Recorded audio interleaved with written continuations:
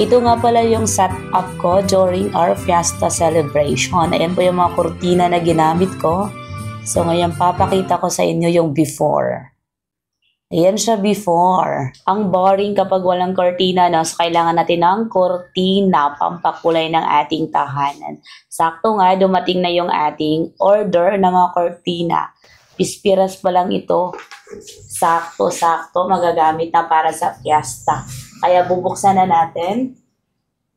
Ring curtain po ito, naka-8 grommet sa blackout curtain. So kulay pink at kulay white yung in-order ko. Dahil yung white pang center, yung pink naman po pang left and right. So yung bala ko, tatlong kurtina yung ilalagay ko sa isang window. Plain colors yung meron sila ha. Makapal yung tela. Again, blackout curtain po ito. Ganda ng mga kurtina na ito. Perfect yung mga kulay.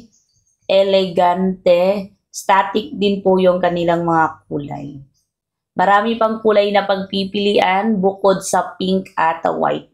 Kaya pag naghahanap kayo ng kurtina pang occasions, special occasions, ito po marerecommend ko sa inyo. You can check our basket.